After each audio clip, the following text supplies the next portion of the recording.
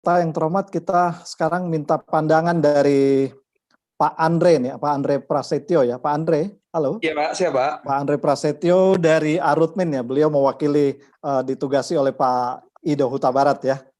Iya Pak. Nah, ini bagaimana nih Pak Andre? Ini ada beberapa isu yang mungkin Pak Andre bisa sampaikan sekaligus ya.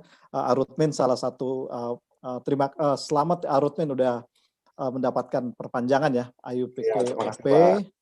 Kemudian juga Arutmin salah satu perusahaan yang porsi pasokan dalam negerinya cukup besar ya, ini yang Iya Pak. Nah, ini bagaimana di tengah situasi harga, tadi dengar dari Pak Wafid, dari Pak Aris ya, bagaimana Arutmin dalam melaksanakan kewajiban pasokan ke dalam negeri, kemudian juga terkait dengan bencana banjir di Kalimantan Selatan. Ini apa dampaknya bagi Arutmin sendiri dan ya, silakan Pak Andre. Baik, terima kasih atas kesempatan yang diberikan Pak Hendra, dan selamat sore buat rekan-rekan attendant dari webinar kita kali ini. Memang menarik sekali Pak apa yang sudah disampaikan oleh Pak Wafid dan juga apa yang sudah disampaikan oleh Pak Aris tadi Pak ya. Memang saya sedikit banyak setuju dengan komentar atau pendapat-pendapat yang diberikan, cuman memang saya sendiri agak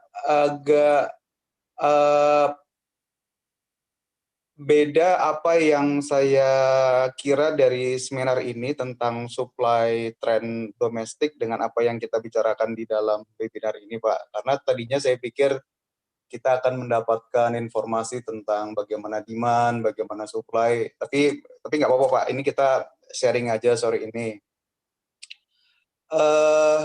Terkait dengan domestik ya Pak ya, domestic market opportunities, seperti yang sudah disampaikan oleh Pak Wafid tadi, kita bisa tangkap bersama bahwa sebenarnya demand domestik itu selalu growth-nya positif Pak, selalu tumbuh positif.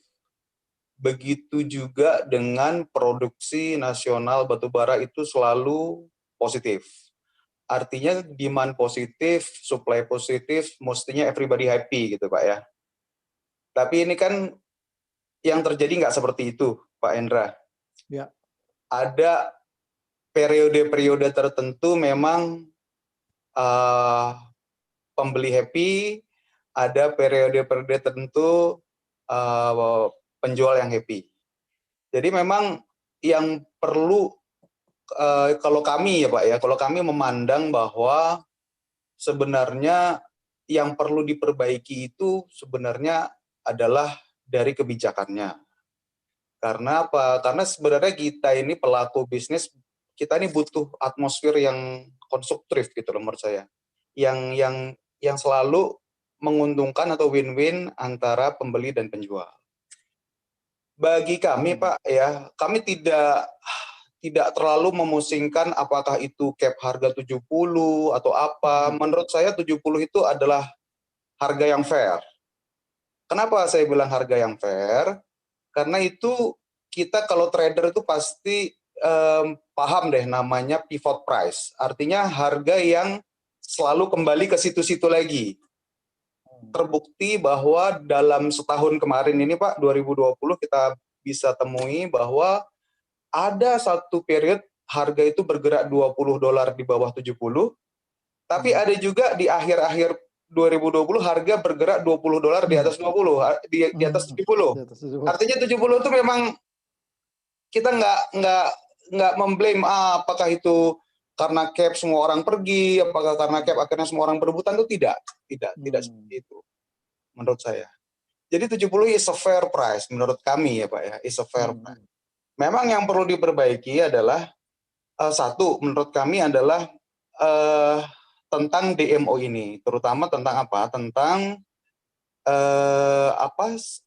ada perubahan DMO ini yang berubah cukup signifikan daripada DMO yang sebelumnya, yaitu apa? Yaitu terkait dengan sanksinya Pak. Ya. Kalau yang DMO kemarin itu ada sanksi dikenakan produksi hanya 4 kali DMO untuk tahun berikutnya apabila tidak memenuhi kewajiban 25%. Sedangkan untuk DMO yang baru sekarang ini itu tidak ada.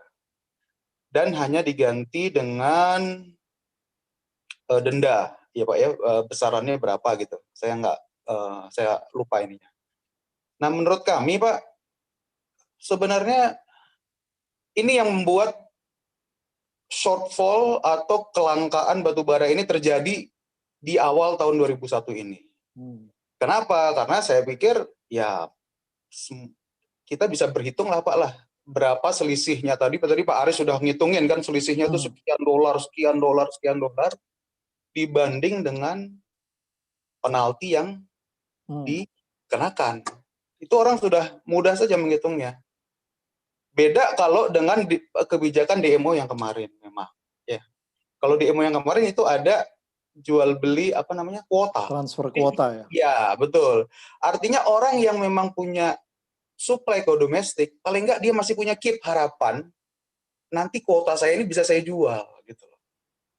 Nah, itu yang bisa sebenarnya bisa menahan lajunya batubara kita ini ke pasar luar. Tapi anyway itu sudah terjadi dan memang kita harus sudah hadapi itu. Jadi ya menurut saya memang kebijakan DMO ini memang kalau kami suggest memang perlu direview kembali. Itu satu, Pak. Yang kedua juga terkait dengan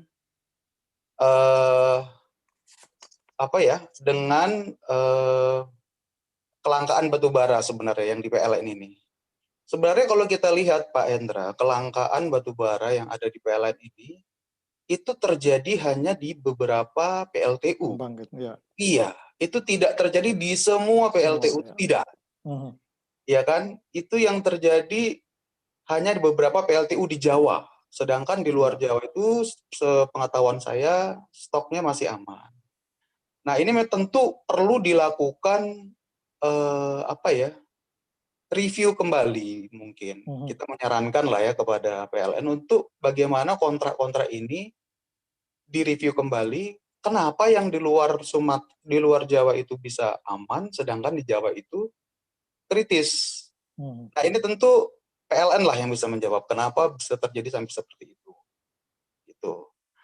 Dan yang ketiga juga mungkin saya bisa mengupdate ya Pak ya, bahwa memang Minerba sudah memanggil beberapa perusahaan, termasuk juga perusahaan kami, untuk berdiskusi tentang pemenuhan DMO, bukan pemenuhan DMO ya Pak, tapi untuk mengatasi kelangkaan suplai batubara.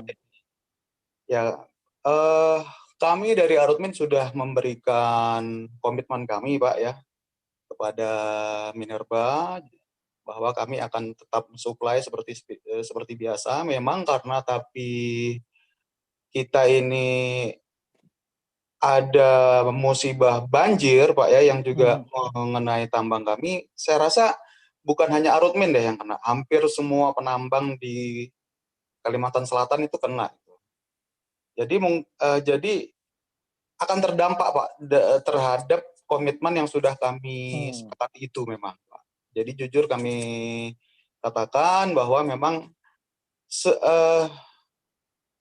mungkin dari Kalimantan Selatan batubara untuk 2 minggu 3 minggu ke depan sedikit sekali lah keluar. Iya Pak ya.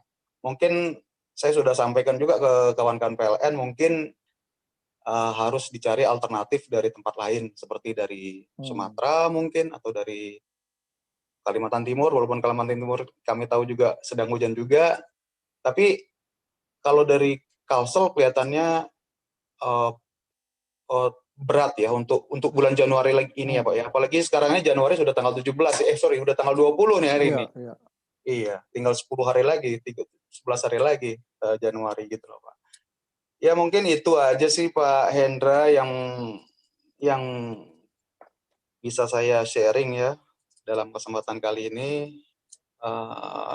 Intinya adalah yang tadi itu Pak, bahwa kalau menurut kami ya Pak ya, dari kacamata kami Pak, selama judulnya itu adalah, policy-nya itu adalah DMO, O-nya itu kan obligation Pak. Obligation itu kan kewajiban Pak.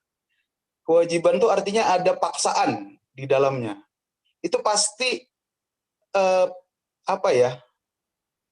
kurang win-win lah. Yang kita inginkan tuh adalah adanya suatu excitement dalam pemenuhan kebutuhan dalam negeri ini. Artinya apa?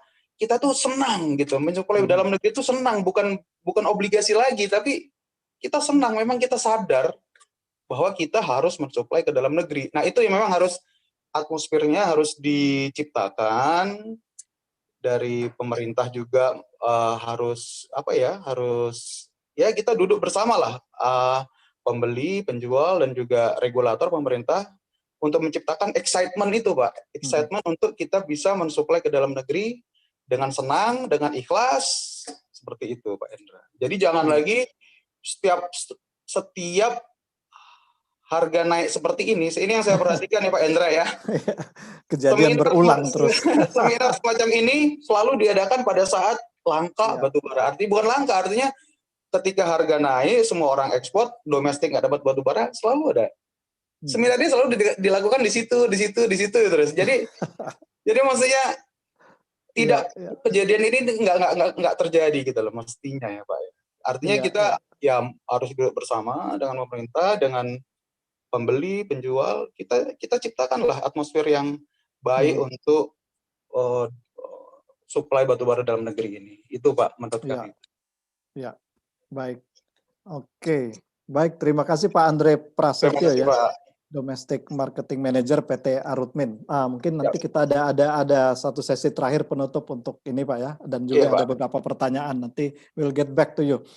Tadi menarik yang disampaikan Pak Andre tadi mengenai permasalahan dalam kebijakan DMO ini memang masih terus berulang ya, dan saya ingat dulu Pak Andre, mungkin refresh buat teman-teman peserta juga 2013-2014 ya, pada saat harga lagi rendah-rendahnya ya, kita kalau salah di APBI pernah mengusulkan ke PLN ya untuk close plus margin pada saat itu dipatok, tapi PLN-nya nggak mau gitu ya, PLN-nya nggak mau, pada harga lagi melonjak kebalikan gitu, PLN-nya yang berbalik. Jadi padahal kalau itu di lock pada saat itu mungkin ya nggak seheboh begini kan. Nah, saya setuju ini harus direview lagi tentunya, karena kalau memang ini harus prinsipnya berkeadilan, tentu ini perusahaan-perusahaan yang memasok banyak ke dalam negeri seperti Arutmin dan PTBA dan lain-lain ini juga perlu diperhatikan kan, dan masyarakat juga harus juga memahami yang tadi sampaikan Pak Aris ya, fluktuasi harga ya.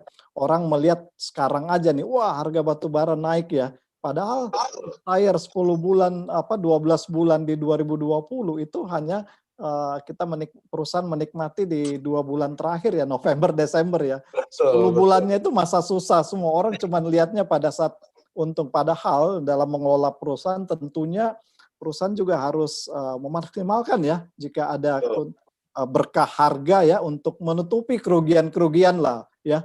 Mungkin bukan menikmati keuntungan, tapi kerugian yang 10 bulan itu bisa paling tidak sedikit diminimalkan. Nah ini mungkin yang sementara kita juga tentu pasti punya komitmen untuk memasok ke PLN. Terbukti dengan cap harga 70 ditetapkan kan, kita mensupport ya pemerintah ya. Jadi kita secara genuine sih pasti akan support. Tinggal gimana mekanisme yang paling tepat yang di ini. Oke.